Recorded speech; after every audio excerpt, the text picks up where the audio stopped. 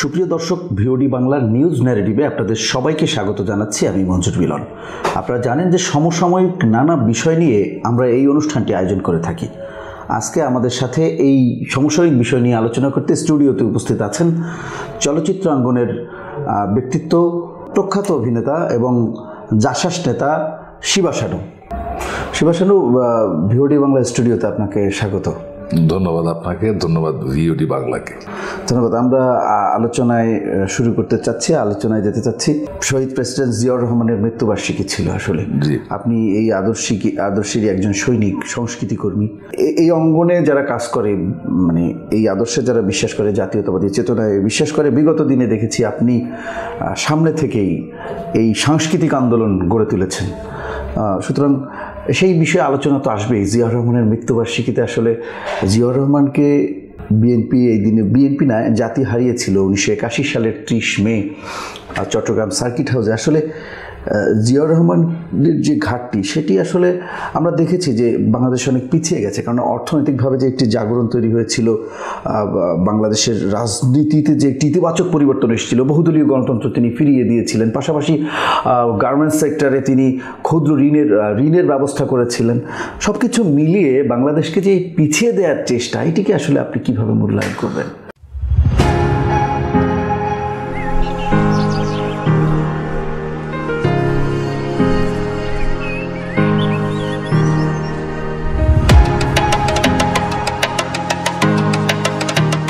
দেখুন, আপনি যে কথাটা বললেন চার সূত্র ধরে আমি এটাকে বলতে চাই যে শুধু দেশের উন্নয়ন বললে হবে না, আমার দেশের স্বাধীনতা, এই যে একটি স্বাধীন ভূখণ্ড বাংলাদেশ, সে দেশেরই জন্ম হতো না যদি শহীদ রাষ্ট্রপতি জিয়াউর রহমানের জন্ম বাংলাদেশে না হতো।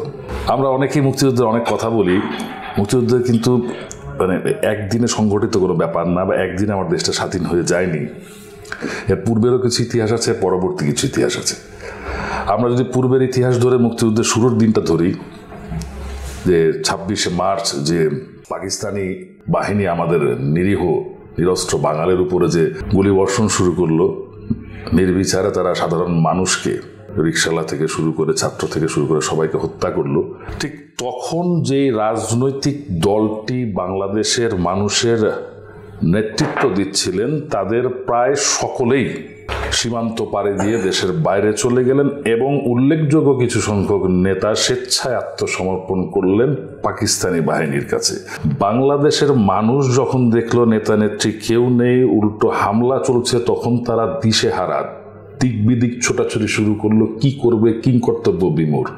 ঠিক তখন 26শে মার্চ মেজর জিয়াউর রহমান, শহীদ রাষ্ট্রপতি জিয়াউর রহমান, চিটাগাংয়ের কালুরঘাট বেতার কেন্দ্র থেকে তিনি ঘোষণা করলেন বাংলাদেশের স্বাধীনতা। I major Ziaur Rahman do hereby declares the independent of Bangladesh. এই ঘোষণাটা দিয়েই তিনি ক্ষান্ত হননি, কিন্তু এই ঘোষণা দিয়েই তিনি কিন্তু ব্যারাকে ফিরে যাননি। এই ঘোষণা দিয়ে তিনি যুদ্ধক্ষেত্রে গেছেন, রণাঙ্গনে গেছেন, যুদ্ধ করেছেন, দীর্ঘ 9 মাস যুদ্ধ করে দেশটাকে স্বাধীন করেছেন। এবার আসি একটু ওই কথাটা না বললেই না, যখন আমাদের দেশের নিরস্ত্র মানুষ যখন পলায়ন পর দিক বিদিক ছুটাছুটি করছে, তখন তার এই ভাষণটা কিন্তু সে মানুষদের বুকে সাহস জুগিয়েছিল, যুদ্ধ করার অনুপ্রেরণা জুগিয়েছিল যুদ্ধ করার, এবং তারা বুঝতে পেরেছিল যে ইস্ট বেঙ্গল রেজিমেন্টের যে আর্মিগুলো, বাংলাদেশি আর্মিগুলো, তাদের পক্ষে আছে যুদ্ধের জন্য। তখন বাংলাদেশের মানুষ যুদ্ধে ঝাঁপিয়ে পড়তে শুরু করলো এবং দীর্ঘ 9 মাস যুদ্ধের পরে আমরা স্বাধীন বাংলাদেশ পেলাম। স্বাধীন বাংলাদেশ পাওয়ার পরে আমাদের অনেক আশা আকাঙ্ক্ষা ছিল যে বাংলাদেশটাকে সুন্দর করে গড়ার, সবার মতামত, সুন্দর মতামতের উপর দেশ চলবে, স্বাধীনভাবে গণতান্ত্রিক পরিবেশে দেশ চলবে, মানুষ তার অধিকার প্রতিষ্ঠিত করতে পারবে। কিন্তু আমরা দেখতে পারলাম যে না, পক্ষান্তরে একটি একদলীয় শাসন ব্যবস্থা কায়েম করে দিয়ে আমাদের গণতান্ত্রিক অধিকারকে হরণ করা হলো। যা ইচ্ছে তাই লুটপাট, দুর্নীতির কারণে 74-এ আমরা দুর্ভিক্ষের মুখোমুখি হলাম। আপনি এও জানবেন যে আজকে আপনাদের এটা পত্রিকা অফিস, সাংবাদিক অফিস, একটা নিউজ চ্যানেল, আপনি কি জানেন যে সেই সময় কিন্তু কয়েকটা পত্রিকা, 4টা পত্রিকা রেখে বাকি সব পত্রিকা বন্ধ করে দেওয়া হচ্ছিল, যাতে কলম স্বাধীনতাটা তারা কেড়ে নিয়েছিল। তো যাই হোক, তার পরবর্তীতে 75-এর পট পরিবর্তনের পরে বাংলাদেশটাই তো তখন একটু এলোমেলো হয়ে গেল, নিয়ম শৃঙ্খলা বাইরে চলে গেল, সব কিছু কু আফটার কু হচ্ছে, কোনো কিছুর ভিতরেই মানে চেইন অফ কমান্ড ছিল না। তখন সিপাহী জনতার সিদ্ধান্তে এবং সিপাহী জনতার তাদের সেই সম্মিলিত প্রচেষ্টায় শহীদ রাষ্ট্রপতি জিয়াউর রহমানকে তারা কারাগার থেকে মুক্ত করে নিয়ে এসে বাংলাদেশের দায়িত্বভার প্রদান করলেন। শহীদ রাষ্ট্রপতি জিয়াউর রহমান বাংলাদেশের দায়িত্বভার গ্রহণ করার পরে উনি যেটা প্রথম করলেন সেটা হচ্ছে যে এই গণতন্ত্র, বহুদলীয় গণতন্ত্র প্রতিষ্ঠার তিনি পদক্ষেপ গ্রহণ করলেন। অবাধ সাংবাদিকতা লেখনের তিনি ব্যবস্থা চালু করলেন, সমস্ত পত্রিকা তিনি উন্মুক্ত করলেন। সবচেয়ে বড় কথা হচ্ছে অনেকেই বলেন যে মানব নাকি মানে জনসংখ্যা নাকি আমাদের দেশের একটা বোঝা, কিন্তু জিয়াউর রহমান বলেছিলেন জনসংখ্যা আমার দেশের সম্পদ, এবং সেটা তিনি প্রমাণ করেছিলেন তিনি যখন বাংলাদেশের রাষ্ট্র ক্ষমতায় ছিলেন। তিনি দেখেন আমাদের আজকে যে মিডল ইস্টে, মালয়েশিয়াতে, মিডল ইস্টে বিভিন্ন দেশে যে আমাদের যে শ্রমিকরা যাচ্ছে, তারা বিপুল পরিমাণ অর্থ উপার্জন করে আমাদের অর্থনীতির চালিকা শক্তিকে টিকিয়ে রেখেছে, আমাদের অর্থনীতিকে সমৃদ্ধ করছে রেমিটেন্স পাঠিয়ে। এটা শহীদ রাষ্ট্রপতি জিয়াউর রহমান শুরু করেছেন। আজকে গার্মেন্টসের কথা আপনি বললেন, ক্ষুদ্র ঋণের কথা বলেন, গার্মেন্টস প্রতিষ্ঠা এবং এখান থেকে বিদেশে এক্সপোর্ট করার এই দ্বারটাও শহীদ রাষ্ট্রপতি জিয়াউর রহমানের মাধ্যমে উন্মোচিত হয়েছে। দেখেন, তারপরে তিনি শুধু বাংলাদেশ না, তিনি দক্ষিণ এশিয়া এবং ইসলামিক কান্ট্রিগুলো নিয়ে চিন্তা করতেন। তিনি ওআইসিতে একটা বড় ভূমিকা রেখেছেন। তিনি দক্ষিণ এশিয়ার উন্নয়নের মানে সামগ্রিক উন্নয়নের জন্য এবং সমন্বয় করে উন্নয়নের জন্য তিনি সার্কের স্বপ্ন দেখলেন, সার্ক প্রতিষ্ঠার স্বপ্ন দেখলেন তিনি, south Asian association of regional cooperation, যেটাকে আমরা বলি সার্ক। তো যেই নেতার চিন্তা ভাবনা দূরদৃষ্টিতে এত বেশি, আমি নিঃসন্দেহে গর্ববোধ করি আমি তার একজন ক্ষুদ্র কর্মী, তার দলের, তার আদর্শ আমার হৃদয়ে লালন করি। শহীদ রাষ্ট্রপতি জিয়াউর রহমান যখন বিভিন্ন দিক থেকে এগিয়ে যাচ্ছিলেন, তখন কুচক্রী মহলরা তারা বসে থাকবে না। স্বাধীনতার সময়ে যারা পালিয়ে গিয়েছিলেন তারা আবার ফেরত আসা শুরু করলেন, এবং তাদেরই ষড়যন্ত্রে এবং বিদেশি কিছু ষড়যন্ত্র সম্মিলিতভাবে আমার নেতা শহীদ রাষ্ট্রপতি জিয়াউর রহমানকে 1971 সালের 30 মে চট্টগ্রাম সার্কিট হাউসে একটি সামরিক কুর মাধ্যমে তাকে হত্যা করলো, দেশের অগ্রগতিকে থামিয়ে দেওয়ার জন্য, এদেশের উন্নয়নকে থামিয়ে দেওয়ার জন্য, গণতন্ত্রকে একটি দলের একটি হাতের মুঠোর ভিতরে নিয়ে যাওয়ার জন্য এই প্রক্রিয়াটা তারা তখন করলেন। কিন্তু দেখেন, আসলে এই যে অনেকেই এখন আমরা অনেক সময় শুনতেছি যে সংস্কার করতে 3 মাস লাগে, 6 মাস লাগে, 12 মাস লাগে বা 1.5 বছর লাগে। শহীদ রাষ্ট্রপতি জিয়াউর রহমান 3.5 বছরে যে দেশের উন্নয়নের জন্য যে সংস্কার করে গেছেন, তার 19 দফা কর্মসূচির মাধ্যমে তিনি দেশকে যে পথে নিয়ে যেতে চেয়েছিলেন, 3.5 বছরের সেই কর্মসূচিগুলো কিন্তু এখনো মানুষের মনের ভিতরে আছে। এবং সেই 3.5 বছরের তার যে সংস্কার কর্মসূচি থেকে শুরু করে তার বিভিন্ন অর্থনৈতিক পদক্ষেপগুলো, দেশকে অর্থনৈতিক মুক্তির দিকে নিয়ে যাওয়ার জন্য যে পদক্ষেপগুলো ছিল, 3.5 বছর লেগেছে, যার সুফল কিন্তু আমরা এই 2025 সাল পর্যন্ত পাচ্ছি অর্থনৈতিক দিক থেকে। সেকেন্ডলি, শহীদ রাষ্ট্রপতি জিয়াউর রহমান শুধু রাজনীতি অর্থনীতি নিয়ে ভাবতেন না, তিনি সংস্কৃতি নিয়ে ভাবতেন। তার আমলেই জাতীয় চলচ্চিত্র পুরস্কার প্রবর্তন করা হয়, তার আমলেই সুন্দর এবং বাংলাদেশের জন্য সুন্দর গল্প নির্ভর এবং বাংলাদেশের কালচারাল মানে সাংস্কৃতিকভাবে উন্নয়নের জন্য তিনি চলচ্চিত্রে অনুদান প্রথা চালু করলেন। তার আমলে 21 পদক দেওয়া শুরু হলো। তারপরে দেখেন, পরবর্তীতে শহীদ রাষ্ট্রপতি জিয়াউর রহমানের তাকে নির্মমভাবে হত্যার পরে যখন দ্বিতীয়বার বিএনপি আবারও ক্ষমতায় আসলো, তখন প্রেসিডেন্সিয়াল ফর্মের গভর্নমেন্ট ছিল। তখন পরবর্তীতে জাতীয় নির্বাচন না, রাষ্ট্রপতি নির্বাচনের মাধ্যমে বিচারপতি আব্দুল সাত্তার সাহেব আবার নির্বাচিত হলেন পুনরায় রাষ্ট্রপতি। তারপরে তো এরশাদ সাহেবের ঘটনা, ক্ষমতা ছিনিয়ে নেওয়া, এগুলো তো জানেনি, সবাই জানি আমরা। এর পরবর্তী দীর্ঘ 9 বছর স্বৈরাচার বিরোধী আন্দোলনে বিএনপি সবচেয়ে অগ্রণী ভূমিকা পালন করেছে। অনেক দল এর সাথে আঘাত করেছে, নির্বাচনে 86-তে গিয়েছে, জামাত গিয়েছে, আওয়ামী লীগ গিয়েছে, কিন্তু বিএনপি ছিল, আমার নেত্রী দেশনেত্রী বেগম খালেদা ছিল আপসহীন, তিনি কিন্তু এর সাথে অধীনে কোনো নির্বাচন অংশগ্রহণ করেননি। এবং আমি গর্বিত একটা ব্যাপারে, সেটা হচ্ছে যে দেশনেত্রী বেগম খালেদা যেদিন রাজনীতিতে পদার্পণ করলেন, সেটা জাসাসের মঞ্চ থেকে। আমি প্রাউড টু ফিল জাসাসের একজন কর্মী, এবং তার দীর্ঘ 9 বছরের আপসহীন সংগ্রাম আন্দোলনের মাধ্যমে যখন 90-তে এর সাথে পতন হলো, 91-তে জনগণ বিএনপিকে কিন্তু ভুলে নাই, সেই বিএনপিকেই আবার ভোট দিয়ে নির্বাচিত করেছিল।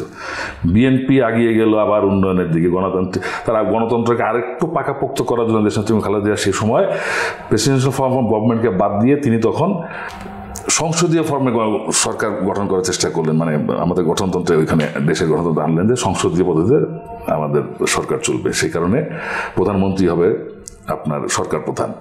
তো দেখেন, গণতন্ত্রকে প্রাতিষ্ঠানিক রূপ দেওয়ার জন্য, গণতন্ত্রকে প্রতিষ্ঠা করার জন্য, মানুষের অধিকারকে প্রতিষ্ঠা করার জন্য বিএনপি সবসময় ভূমিকা রেখেছে, অগ্রণী ভূমিকা রেখেছে। এবং আমি বলবো যে একমাত্র বিএনপি এই ব্যাপারে সোচ্চার ছিল সবসময়। আর আমরা গণতন্ত্রকে হত্যা হতে দেখেছি বিভিন্নবার বিভিন্ন সময়। 9 বছরের ওই স্বৈরাচার এরশাদের সময় দেখেছি, গত 15 বছরে আওয়ামী লীগের সময় দেখেছি গণতন্ত্রকে হত্যা করতে, মানুষের অধিকারকে ছিনিয়ে নিতে। তো আমি শহীদ রাষ্ট্রপতি জিয়াউর রহমানের শাহাদবার্ষিকী উপলক্ষে এই দিনে শুধু আমার দল বলে আমি বলবো না, আমি একা বলে বলবো না, এই দেশের প্রতিটি মানুষেরই তাকে কৃতজ্ঞ চিত্তে স্মরণ করা উচিত, তার যে ভূমিকা এই দেশের উন্নয়নে, ভাগ্য উন্নয়নের জন্য। ধন্যবাদ আপনাকে। আমরা এবার একটু ভিন্ন আলোচনায় আসি। আপনি একজন শিল্পী, বড় মাপের শিল্পী, বাংলাদেশের প্রখ্যাত শিল্পী। আপনাকে চেনে না বাংলাদেশের গ্রামগঞ্জ থেকে শুরু করে শহর বন্দর সবখানেই আপনার পরিচিত। আপনাকে দেখলেই মানুষ আপনার সাথে ছবি তুলতে চায়, অটোগ্রাফ নিতে চায়। আপনি একজন সেলিব্রিটি। তো আপনাকে পেয়ে আসলে আমরাও আনন্দিত। আমরা আশা করব যে ভবিষ্যতেও যেন আমরা আপনাকে পাই। মানে কথাটা আমি বলে নিলাম আর কি। তো এখন এই আপনার পেশাগত বিষয়ে আমি একটু আলোচনা করবো, কারণ আমরা দীর্ঘদিন স্বাধীনতা যুদ্ধ থেকে স্বাধীনতা যুদ্ধের আগে আমরা দেখছি সংস্কৃতিকর্মী যাদেরকে বলা হয়, শিল্পী, কবি সাহিত্যিকদের বড় একটা ভূমিকা থাকে আন্দোলন সংগ্রাম যে কোনো দেশের। আমরা যে কোনো দেশের ইতিহাস যদি বিশ্লেষণ করি বা আলোচনা করি তাহলে এটিই দেখব। আমরা 71-এও দেখেছি, 71 পরবর্তী যেসব আন্দোলন সেখানেও দেখেছি, কিন্তু বিগত 16 বছরে আমরা সেটিকে খুব বেশি দেখিনি। দু একটি ব্যতিক্রম ছাড়া আপনাদের মতো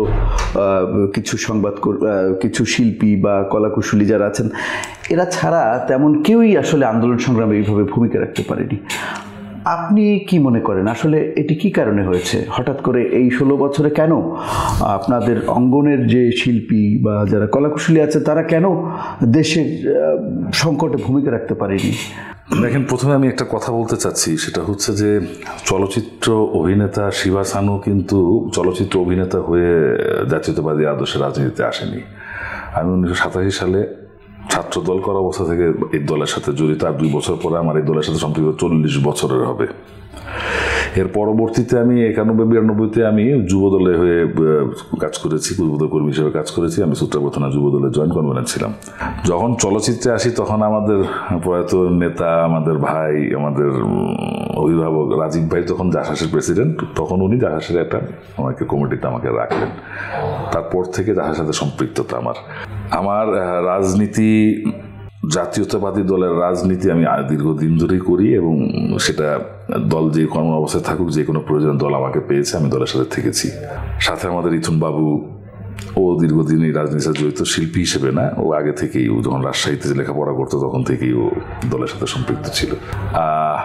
আমাদেরটা কালচারালি ইনভলভমেন্টটা আমরা যেভাবে অনুভব করেছি, বাকিরা কেন করেননি বা কেন আসেনি সেটার একটা প্রশ্ন থাকেই।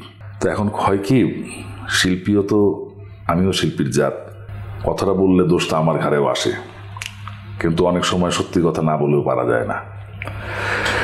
সেটা হচ্ছে যে শিল্পীরা কেন জানি গত 10-12 বছর আমি লক্ষ্য করেছি, মানে কেন জানি they are more political than an artist. মানে একজন শিল্পীর চেয়ে একজন রাজনীতিক হইতে তাদের খুব একটা মানে ইচ্ছা চাপলো। এটা কি কাজ কমে যাওয়ার কারণে কিনা আমি তা জানি না, ঠিক আছে। সেকেন্ডলি হচ্ছে যে হয়তোবা তাদের শিল্পী সত্তাটা ওই লেভেলের ছিল না যেখান থেকে তারা দেশের জন্য অনুভব করতে পারে। তারা অনুভব করেছে তাদের ব্যক্তিগত স্বার্থ সিদ্ধি, চিন্তা ভাবনা করেছে, তাদের ব্যক্তি চাহিদাটা তারা অনুভব করেছে, দেশ এবং জনগণের কথা তারা চিন্তা করতে পারেনি। হয়তো এই কারণে তারা ওদের সাথে তাল মিলিয়ে চলেছে। না যে এত নৈরাজ্য, এত অনিয়ম, এত অবিচার। দেখেন, দুঃখজনক ঘটনাটা হচ্ছে আরো পরের দিকে আসি।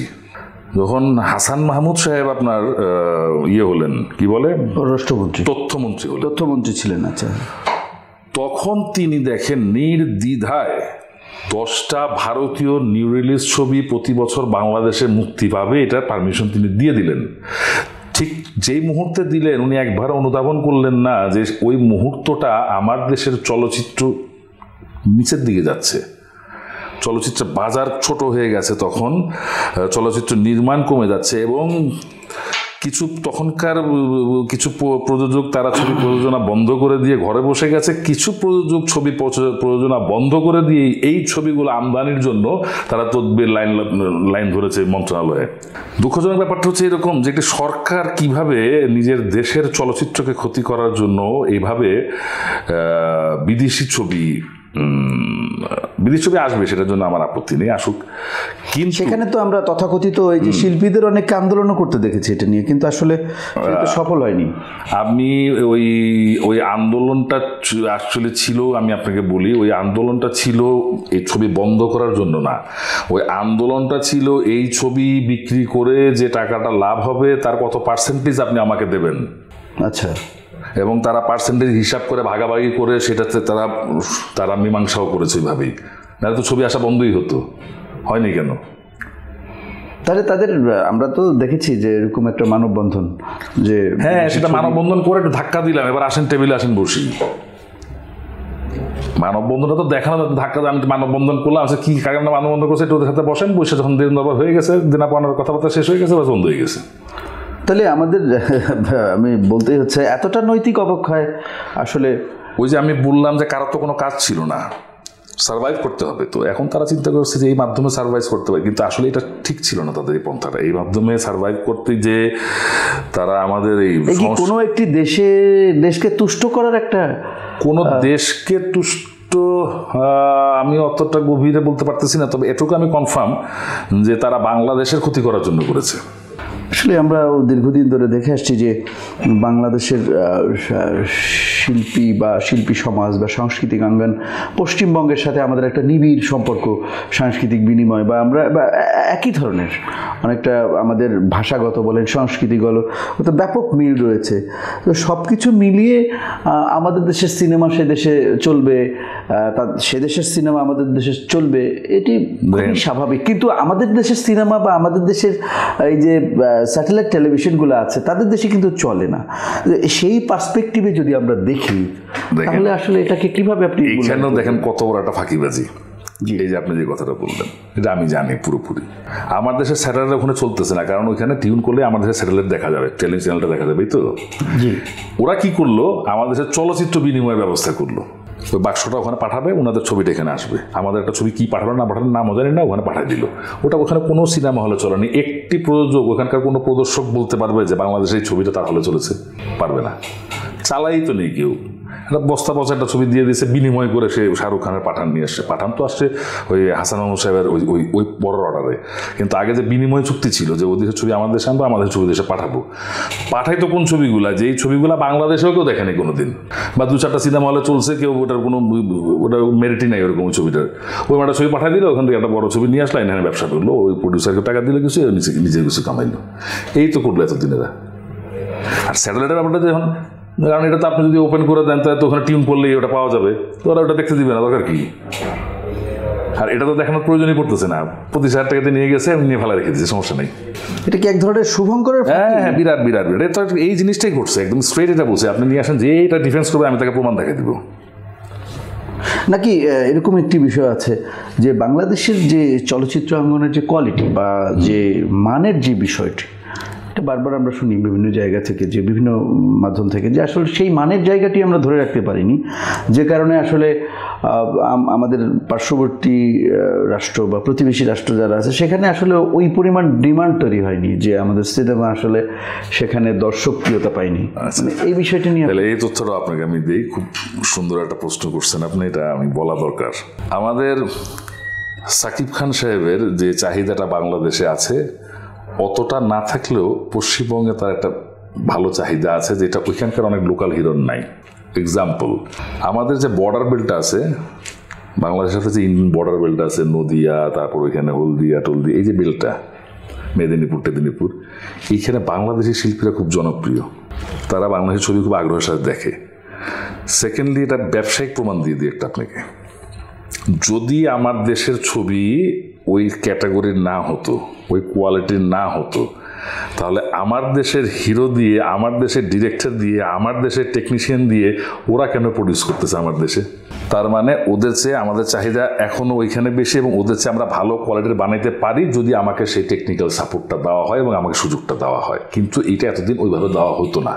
মোটটা ঘুরাইতে আপনি দেখেন, যত শিকারি ছবির থেকে শুরু করে ভাইজান এলোরে শুরু করে যত কো প্রোডাকশনের ছবি সাকিব খান সাহেবের আছে, আমি বিশেষ করে যেটা বলতেছি, সবগুলাই বাণিজ্যিক সফল, সবগুলাই বাণিজ্যিক সফল।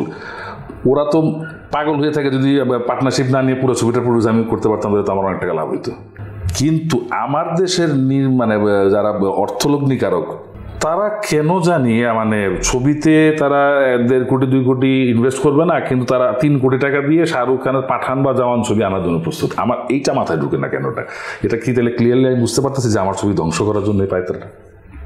তাহলে এটা তো আমাদের দেশের, আপনি যেটি বলছেন যে প্রযোজকরা চাচ্ছে না কেন? তাহলে প্রযোজক যদি নিশ্চিত হয় যে আমার লগ্নিটা উঠে আসবে বা কামব্যাক করবে, তাহলে তো সে খরচ করার কথা। দেখুন, আমার দেশের যে সমিতিটার নামটা আপনাকে বললে আপনি বুঝতে পারবেন, প্রযোজক এবং পরিবেশক সমিতি, ঠিক আছে? তো যে পরিবেশনকারী সেই প্রযোজনাকারী, এদের যদি আলাদা স্বার্থ আলাদা করে দেখে তাহলে তো জিনিসটা সুন্দর হবে না। আমি পরিবেশক, আমি প্রযোজক, তাহলে আমি কি পরিবেশকের স্বার্থ দেখবো না প্রযোজকের স্বার্থ দেখবো? দেখেন, হ্যাঁ, ওয়ার্ল্ড ওয়াইড সিনেমার একটা বাজার ধসের দিকেই। এখন শুধু সাউথ ইন্ডিয়ান ছবির বাজার ভালো ওদের সাউথ ইন্ডিয়াতে। তার কারণ হচ্ছে তাদের দৈনন্দিন কাজের মধ্যে একটা পড়ে চলচ্চিত্র দেখা। আমি নিজে গেছি অনেকবার ওখানে শুটিংয়ের কারণে, রামোজিতে, তারপরে হায়দ্রাবাদে, ওখানে বিভিন্ন জায়গায় আমি দেখেছি আপনার ওই যে বড় বড় বিল্ডিংগুলোর ভিতরে 8টা-10টা থিয়েটার, মানে শুধু থিয়েটার আর ফুড কোর্ট, আর কিছু নেই, এবং সবগুলোই চলতেছে। তো ওদের মানুষদের এটা দৈনন্দিন একটা কাজের মধ্যে পড়ে গেছে, মানে একটা ছবি দেখা, একটা ছবি দেখা, সেটা সপ্তাহে একবার হোক বা প্রতিদিন একবার হোক বা যেভাবেই হোক। ওদের বাজারটা এখনো আছে, আপনার বলিউডের বাজার কিন্তু নাই। হলিউড একটা আলাদা ধারার ব্যাপার, ওইটা পশ্চিমাদের একটা ওদের অন্য মার্কেট আছে। আর বলিউডের আরেকটা সুবিধা হচ্ছে যে ওদের ওভারসিজ মার্কেট আছে, যেটা আমাদের ইদানিং ক্রিয়েট হচ্ছে। আমাদের কিছু প্রযোজক এবং পরিচালকরা ওভারসিজ মার্কেট ক্রিয়েট করার ব্যাপারে চেষ্টা করতেছে, এবং এটা রেসপন্স ভালো পাওয়া যাচ্ছে। ইউরোপে, আমেরিকাতে বা মিডল ইস্টে বা মালয়েশিয়াতে চেষ্টা করা হচ্ছে, এবং এটা যেহেতু আমাদের ওখানে অনেক লোকজন আছে আমাদের দেশের, এটা মোটামুটি রেসপন্স পাওয়া যাচ্ছে। এটা হয়তো আরও আগে থেকে ভালোভাবে করতে পারলে পাওয়া যেত। তো সিনেমার মার্কেটটা পড়ে যাচ্ছিল যেই মুহূর্তে, সেই মুহূর্তে তারা সিনেমার মার্কেটটাকে আবার জাগরণ সৃষ্টি করানোর চেষ্টা না করে তারা তখন ওই হলগুলোকে বন্ধ করে দিয়ে সিনেমা নির্মাণ বিমুখ হয়ে গেল। মানে ফাইটই করলো না কেউ এটা নিয়ে যে আমি এটা আগের জায়গায় ফিরে আনতে পারি কিনা। এখন এমন একটা জায়গায় চলে গেছে যে এখন সংখ্যাও কম চলচ্চিত্র কর্মীর, খুবই কম। এই কয়জনে মিলে ফাইট দিয়ে কি করতে পারবে? অ্যাকচুয়ালি ধ্বংসটা এমন একটা প্রান্তে নিয়ে গেছে না, ফাইট দেওয়ার চেষ্টা করতেছে অনেকে। ইদানিং এবার একটা ছবি আসবে তাণ্ডব, আমরা যারা বলি যে বাংলাদেশে সেই মানের ছবি হয় না, বাংলাদেশি টেকনিশিয়ানরা সেই মানের ছবি করতে পারে না, তো তাদের জন্য একটা জবাব আমি দিয়ে রাখলাম তাণ্ডব। এই কারণে পুরো ছবিটাই বাংলাদেশে চিত্রায়িত হয়েছে। এর সমস্ত টেকনিশিয়ানস বাংলাদেশের, প্রযোজক বাংলাদেশের, পরিচালক বাংলাদেশের, ডিওপি বাংলাদেশের, আর্টিস্ট বাংলাদেশের, সবই বাংলাদেশের। এটা একটু দেখে তারপর বলবেন যে আমাদের বাংলাদেশের চলচ্চিত্রের মানটা কি ওদের চেয়ে ভালো বা ওদের বরাবর কিনা। এটা উত্তর আমি দিলাম তাণ্ডব। হয়তো এই সিনেমায় হয়তো সেই পরিমাণ খরচ করা হয়েছে, কিন্তু আমরা তো দেখি যে এই একটা সিনেমাই তো আসলে সিনেমা জগৎকে, পুরো সিনেমা জগৎকে নিচ থেকে টেনে তুলবে না। আমরা বিগত দিনে যেটি দেখেছি যে খুবই, বলতেই হচ্ছে, কেউ কষ্ট পেলেও বলতে হচ্ছে, খুবই নিম্নমানের প্রডিউসার, খুবই দুঃখিত পরিচালকরা সিনেমা করছেন। আমরা এগুলো ইউটিউব প্ল্যাটফর্মে দেখতে পাচ্ছি, বিভিন্ন জায়গায় বড় বড় অভিনেতা অভিনেত্রীরা সেখানে অভিনয় করছেন। তো মানুষ কিন্তু এটা বুঝতে পারছে না যে এটা ইউটিউব প্ল্যাটফর্ম কিংবা চলচ্চিত্র, সাধারণ মানুষ যারা, এরা কিন্তু সিনেমা হল বা ব্লকবাস্টার কোনটা, এই বিষয়গুলো কিন্তু জাস্টিফাই করতে পারে না বা ডিফারেন্স করতে পারে না। সুতরাং সেই জায়গায় যদি আসেন, তাহলে সিনেমার কোয়ালিটি ওভারঅল, আপনি একটা সিনেমা দিয়ে উদাহরণ দিয়েছেন, ঠিক আছে, কিন্তু ওভারঅল কি আসলে বাংলাদেশের চলচ্চিত্রের যে দশা, আমি বলবো দশা, এটা তো বেহাল দশা, এটা তো স্বীকার করবেন। তো সেই বেহাল দশা থেকে টেনে তুলতে আসলে আপনি তো দায়বদ্ধ, এবং সেই জায়গায় আসলে আপনারা কি মনে হয় আগামী দিনে কি করতে পারবেন বা কি হচ্ছে এখন এই যে 5 আগস্টের পরে আসলে কি হচ্ছেটা কি আসলে সেখানে কত দূর? সমস্যা যত গভীর হয় উত্তরণের পথ তত দীর্ঘ হয়, তবে চেষ্টা বন্ধ থাকবে না। চেষ্টা, আমি একটা উদাহরণ দিলাম এই কারণে, ধরেন না দিস ইজ দ্য বিগিনিং, এটাই শুরু করলাম, এটা দেখে হয়তো 5 জন ইন্সপায়ার্ড হবে, তারাও হয়তো লগ্নি করার চেষ্টা করবে এই দরে। বা এইভাবে এরকম করে ছবি বানানোর জন্য। আর আপনি যেটা ইউটিউবের কথা বললেন, নিম্নমানের পরিচালক বা নিম্নমানের মেকিং বা গল্প টল্প সবকিছু মিলে, মাঝখানে একটা জিনিস হয়েছিল কি আপনি জানেন?